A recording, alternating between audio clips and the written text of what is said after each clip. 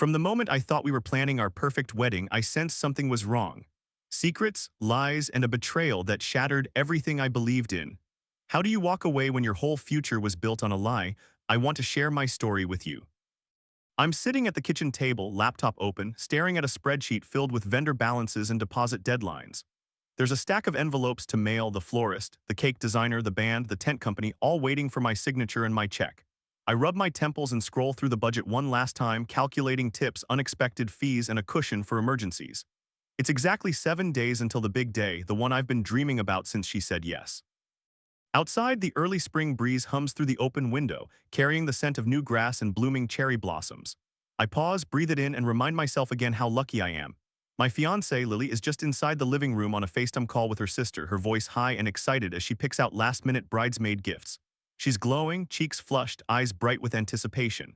Every once in a while, she glances over at me and smiles, but I'm too focused to really look back. My heart is full of love and excitement. I want everything to be perfect for her. Last week, I helped her shop for her dress, sat through tasting appointments, and even offered to write personal vows since she felt overwhelmed. She laughed and said I was a natural storyteller, just what our ceremony needed. I felt proud. I believed every word she said. I transferred the final vendor payment over the secure portal while she wrapped up her call. My bank balance took a small hit, 6 figures down to 5, but it didn't matter. This was our future together. She joined me at the table and asked if I'd call the venue coordinator about the seating chart changes she texted me yesterday. I opened the email and saw 9 new names added, more out-of-town guests flown in for the weekend, all family members she insisted couldn't miss our special day. I frowned at the extra cost. She patted my hand, bit her lip apologetically, and said, "I know it's more, but it's worth it." I nodded and dialed the coordinator, apologizing and explaining the revisions. Each person added meant more chairs, more place settings, more printing on menus that had already arrived. I confirmed the changes, gritted my teeth at the price increase, then sent a quick text to my best man telling him to cover my back at the bachelor party next weekend so I could handle whatever craziness Lily's demanding relatives might throw our way. My fingers hovered over the keyboard as I drafted a note to my lawyer friend, asking him to prepare a simple prenuptial amendment. I hesitated and deleted the message, shrugged, and decided not to rock the boat. What did I have to hide? I trusted this woman with every fiber of my being. Later, as I pulled my phone out of my pocket to update the spreadsheet one more time, I noticed a string of emojis from Lily's mother: a crown, a money bag, and a wink. I laughed and assumed they were joking. Lily leaned over and read them too. She rolled her eyes and teased, "Mom's obsessed with that royal wedding series." The image of her mother, a proud, over-the-top woman who practically demanded applause when she entered a room, flashed through my mind.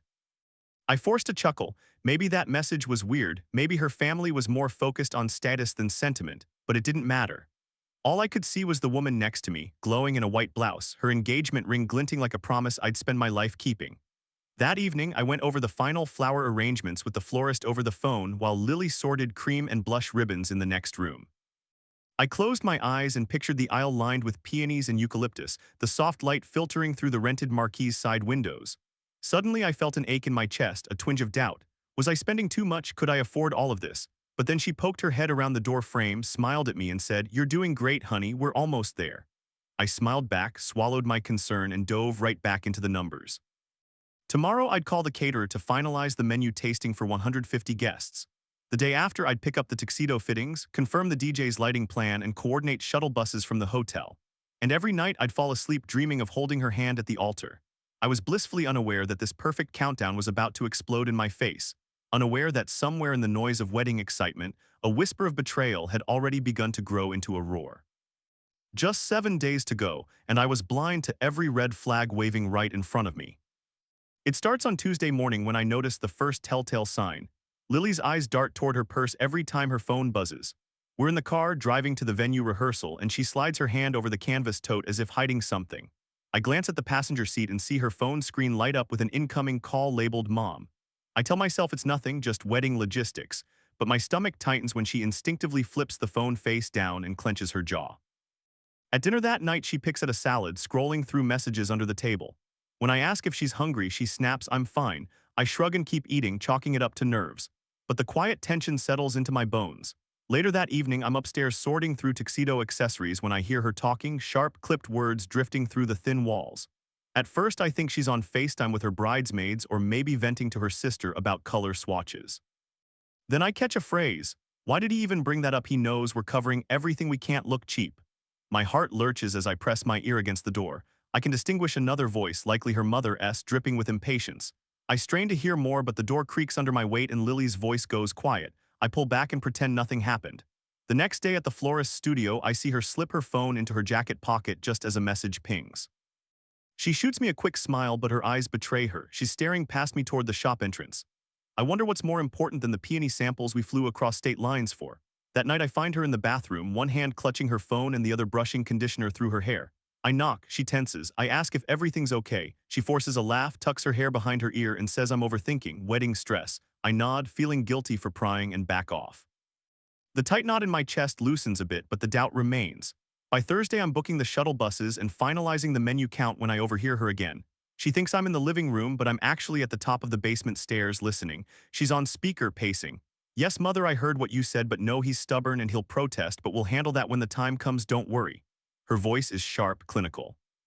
She sounds like a strategist, not the woman who whispers I love you in my ear at night. I think of the prenuptial amendment I canceled 3 days ago. I think of the extra names on the guest list that I paid for without question. I swallow hard. My hands go clammy. I want to barge in, confront her, demand the truth, but a part of me whispers this is wedding mania. She's overwhelmed. I blink back the closing of a door, pick up my phone and send a text to my best man confirming the bachelor party venue. My pulse slows. I tell myself I'm imagining things. Friday morning she's late to breakfast, flustered and apologetic. She says her mother insisted on that call. Again I feel the prick of something rotten, but I smile, kiss her cheek and tell her I love her. I ask if she's excited for the rehearsal dinner and she nods, but her phone buzzes again. She tenses. Suddenly her face goes cold. She slips outside, screen turned away from me, and talks for a full 4 minutes.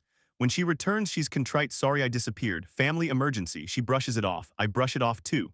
At the rehearsal dinner, I watch her move through the crowd, phone in hand, whispering to family members who huddle close whenever I approach. I laugh with my parents, kiss my sister on the cheek, then catch her mother rolling her eyes at me before hiding behind a column. I feel disoriented, a spectator at my own celebration. I fix my tie and smile for the photographer, but inside I'm counting down hours now, days until the wedding. I tell myself this is just nerves that'll melt away once the ceremony starts. I'm in love and love conquers doubt, except when doubt whispers something I can't unhear. When I lie in bed that night, I replay her words. I imagine open ledgers and hidden agendas. My chest tightens again. I close my eyes and force sleep. Tomorrow I'll call the caterer about the wine selection. Tomorrow I'll pick up the tux. Tomorrow I'll put this nagging feeling to rest, or let it grow loud enough that I have no choice but to listen. I come home early Thursday afternoon, determined to surprise Lily with a latte and a croissant from our favorite bakery. I open the front door and her voice drifts down the hallway. She's stepping around furniture in the living room, phone pressed to her ear and shoulder, so wrapped up that she doesn't notice me slip inside. I pause at the threshold and let the door click softly behind me. Her voice is high and careless, exactly how I never imagined hearing her speak about us. Yes, Jess, I know he's writing those sappy vows and thinks it's all so romantic. He's completely wrapped around our fingers. She laughs, a cold, tinkling sound that echoes off the walls.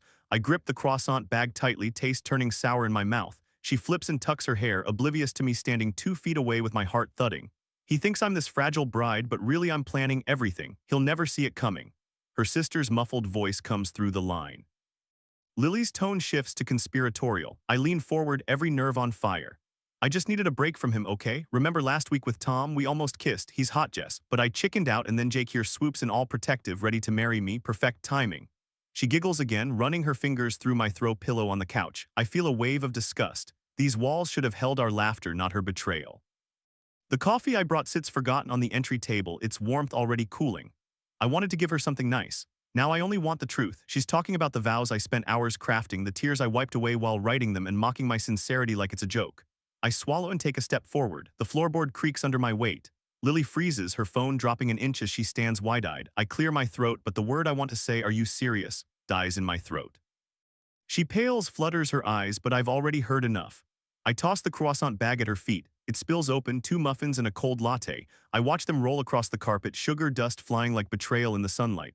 She stammers, Jake, but I've decided. This isn't a moment for pleading or tears, it's a call to action. I turn and walk away without another word, heading upstairs to my study. My hands shake as I pull my laptop toward me. I'll need time to think, but the clock is ticking. Outside, the neighbor's dog barks, an echo of my sudden resolve. I log into our joint account and start transferring the remaining balance to my personal one. Each click ratchets up my pulse. I open my email to vendors and begin drafting cancellation requests. There's no turning back. My fingers hover over the send button. I pause only to breathe, recalling her mocking laugh, then I hit send. The room goes quiet except for the hum of the laptop. Downstairs I hear her call out my name, a crack in her confident facade. I don't answer. Instead I draft one final message to Lily, to her family, to the venue, to every vendor. Cold, factual, irrevocable. I attach a transcript of her call with Jess and Tom's name too, so everyone knows exactly why. I set a time for all emails to go out simultaneously Friday morning at 9. I'll be gone before then. I stand, brush imaginary dust from my shoulders, and slip on my coat. In the hallway mirror, I see a man transformed, no longer blind, no longer in love with a lie. I leave the house quietly, locking the door behind me. I don't look back. The screen goes dark. The timer is set. In 60 hours, everything she thought she'd hidden will be exposed, and I'll already be 3 towns away, free. I slip into my study, close the door, and take a deep breath. The ache in my chest is sharp, but it's accompanied by a clarity I've never felt before. The mission has changed. What was once about love and future and celebration is now about damage control and extraction. I set my laptop on the desk, switch off notifications on my phone, and look around the room as if it were a war room. On the whiteboard, I've scrawled 3 words in thick black marker: Operation Clean Slate. Beneath it, I draw a simple grid. Column 1 task, column 2 priority, column 3 status. I reach for a fresh marker and begin. Task 1, secure assets, priority alpha. I already started draining the joint account, but I need to freeze any lines of credit we share, lock down my retirement fund, and alert my financial advisor. Each subtask gets its own line: notify bank, transfer investments, revoke shared card. Task 2, cancel vendors. Priority Bravo. I list every vendor, venue, caterer, florist, band, photography, rentals, transportation, and note their cancellation policies. I'll need to absorb some fees, but I want to minimize costs and ensure no vendor is left in limbo longer than necessary. Task 3, communication lockdown, priority Charlie. No calls, no texts, no interactions. I'll use email for all official cancellations and secure read receipts. I add subitems: draft template email, attach transcript, schedule send time. Task 4, physical extraction, priority Delta. My plan for relocating to a short-term rental starting tomorrow, forwarding mail, changing locks, and rerouting my personal deliveries. I write book Airbnb, notify locksmith, set up mail hold with USPS. Task 5, reputation containment, priority Echo. I anticipate gossip will spread like wildfire. Time to monitor social media, prepare a concise public statement if necessary, and alert trusted friends to steer the narrative away from speculation. I jot down: create private post for inner circle, alert best man, update LinkedIn address quietly. With each line I write, the edges of my self-pity blur and clarity sharpens. I lean back and study the board. This is no longer about a wedding. It's about a swift, surgical extraction from a toxic alliance. I uncross my arms and stand.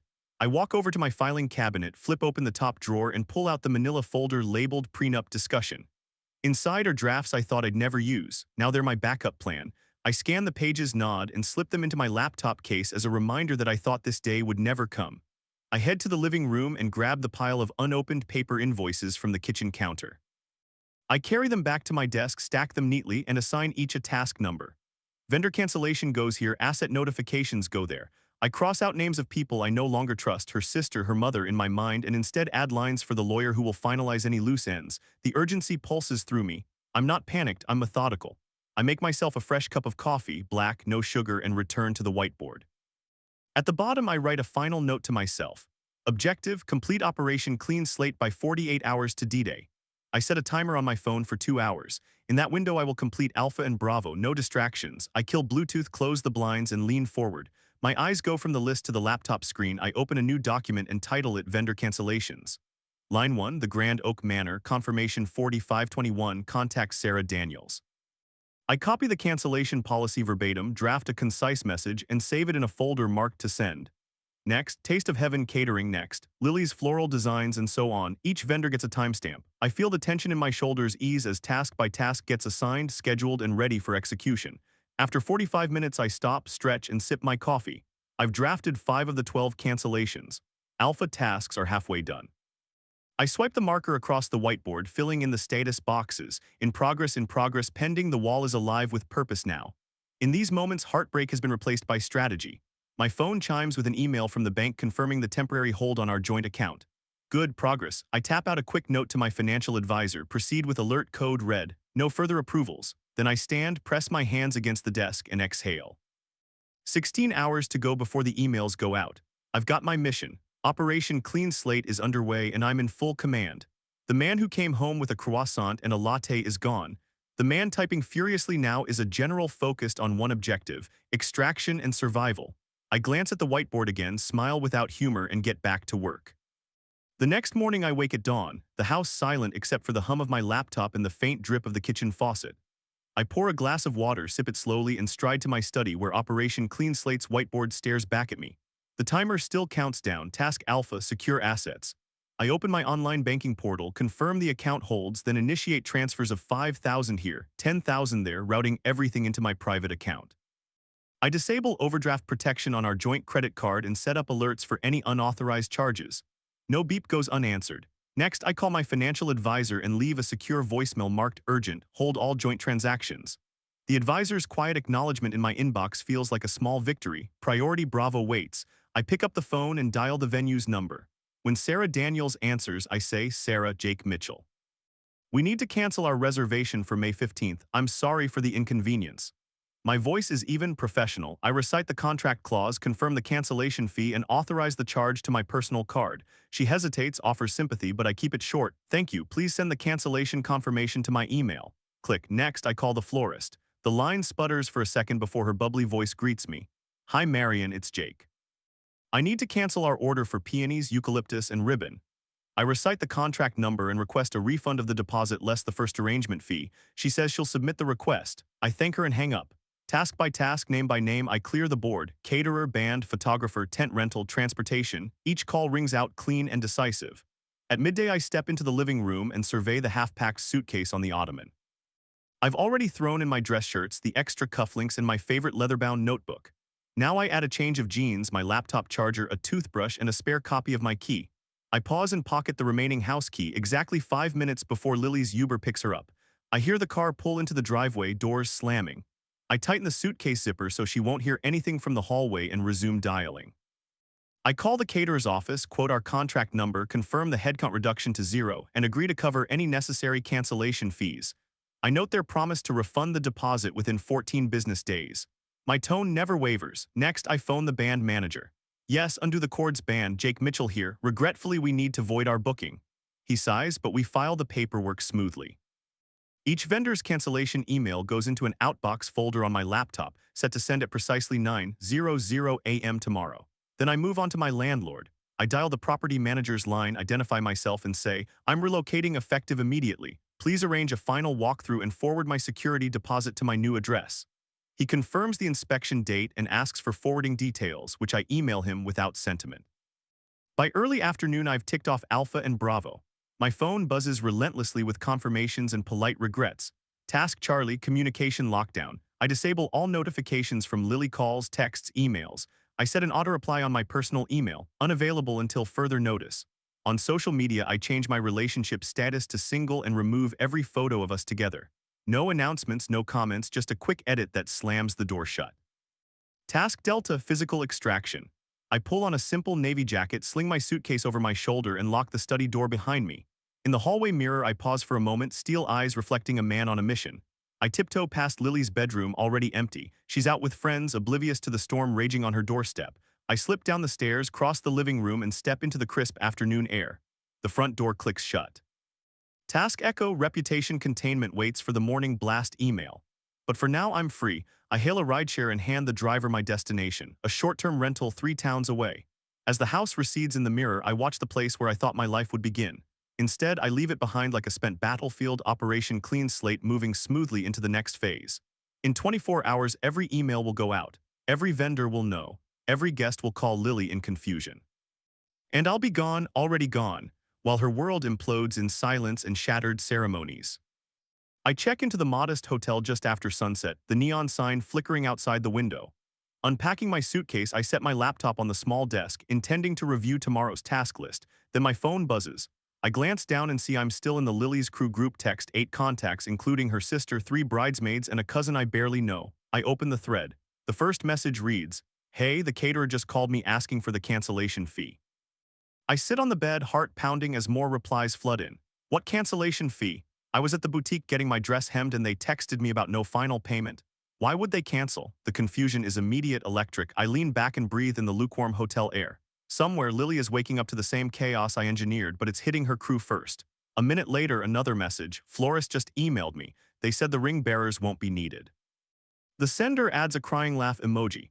I taste a sour satisfaction. Beneath that comes, tent rental is gone too. They already dropped off the sides of the marquee. The texts multiply. Band is pissed. They say no show and threaten to sue. I set my phone aside and open my laptop, losing myself in drafting tomorrow's reputation statement. But the group chat continues to light up. I just spoke to the venue. They said it's off, like completely canceled, no reschedule.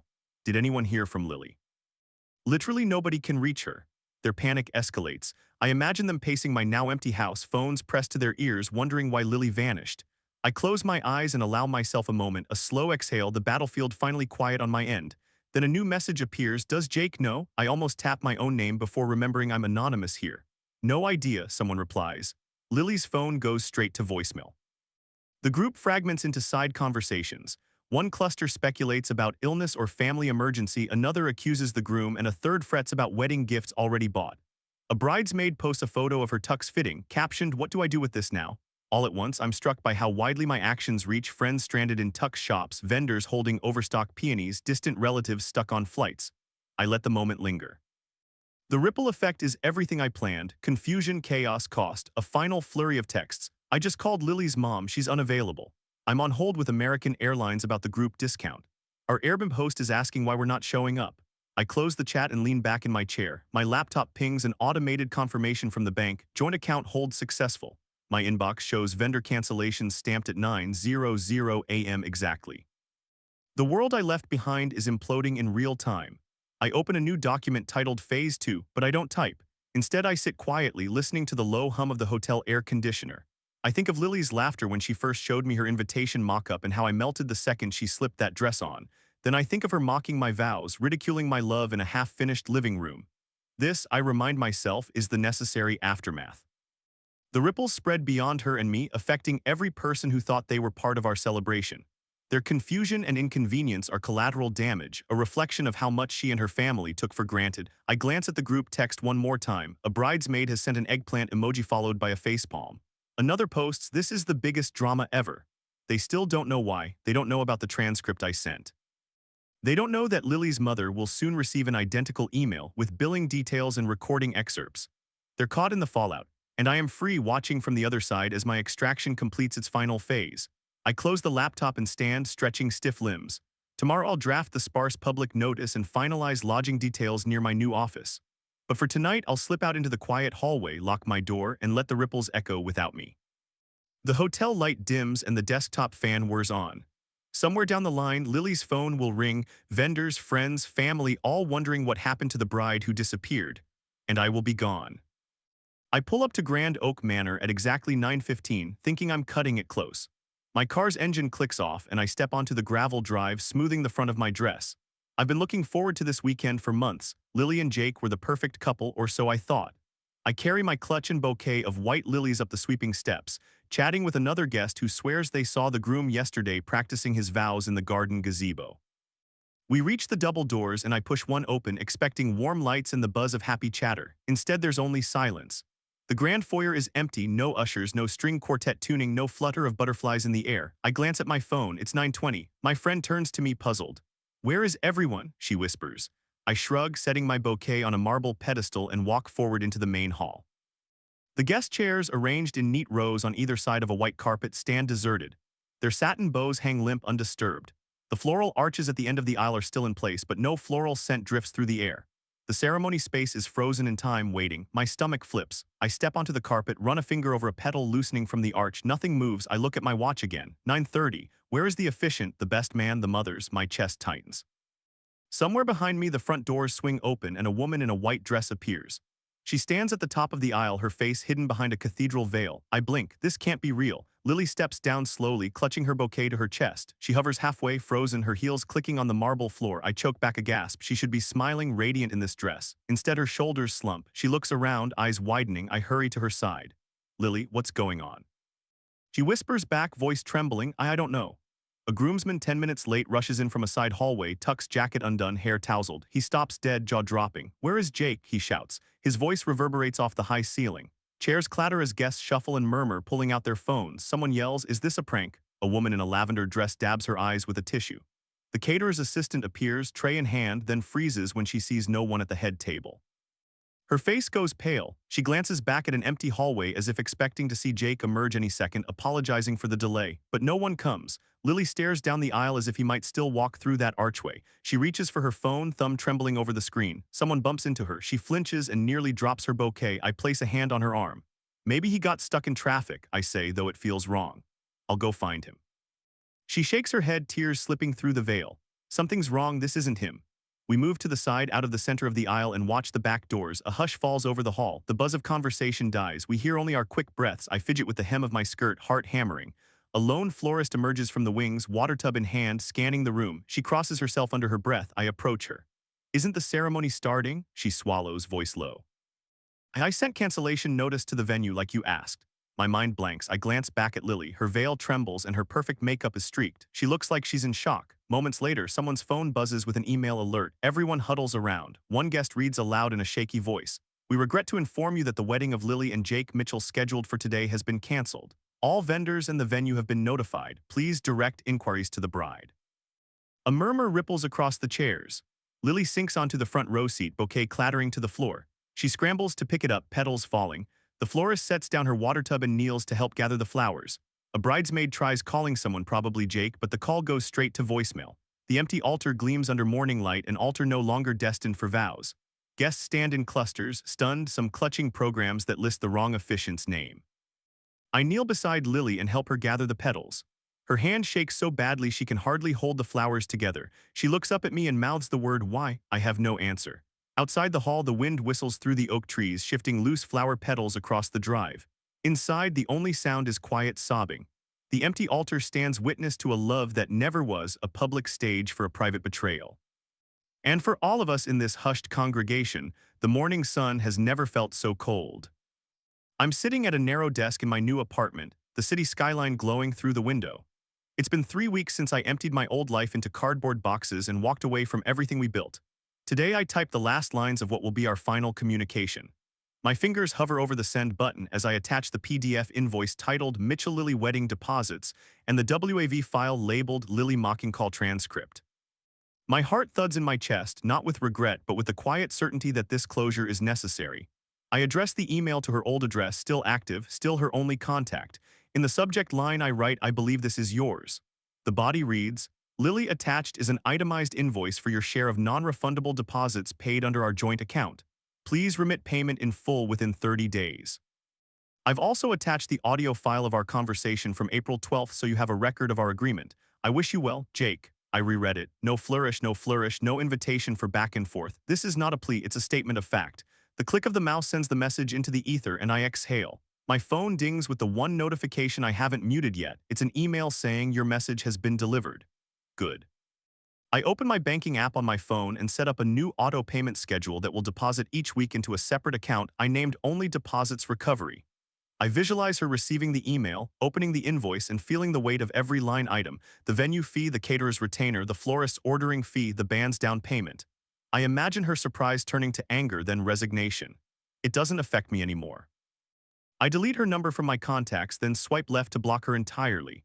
The screen confirms, "Contact blocked, no further calls or texts will be received." I slide the phone aside and breathe in the smell of fresh paint and new beginnings. The apartment is sparse: one couch, one small table, a single lamp, but every item is mine alone. My name is painted in silver letters on the mailbox downstairs, and for the first time in years I feel fully myself. Behind me, the laptop hums on the desk, the blinking cursor still hovering in the blank page of a new document titled Next Chapter. I close it. Outside, the street traffic thumps in a steady rhythm, a reminder that life moves forward whether we like it or not. I lift a mug of black coffee to my lips and savor the bitter warmth. No more secrets, no more hidden agendas, no more waking up beside someone who saw me as an ATM machine. The end of that life taught me that self-respect is worth far more than a white dress or a Sunday brunch service. I stand and pace across the narrow living room, legs stretching after hours of sitting. In the hallway, I pass the door to the small spare closet where I stashed the last remnants of our shared life: an extra set of sheets, a framed wedding invitation mock-up, the promise I once wore on my finger. I push the door closed behind me, letting the hinge click shut. It stays closed. A week from now, the 30-day window on the invoice will start to close. I won't monitor it, I won't gloat, I'll let it rest. I'll let her live with the consequences of her choices. I feel no triumph now, only the quiet peace of a man who dismantled a trap before it could destroy him. I step over the threshold of my bedroom and sink onto the edge of my bed. I close my eyes and breathe slowly, listening to the distant rumble of the city that never sleeps. I think of the man I was, the man I almost became, and the man I've chosen to be now. In the dim light, I can almost feel my old life dissolving like mist at sunrise. There's no turning back and I don't want to. Tomorrow I'll wake up to my own schedule, my own goals, my own heart protected.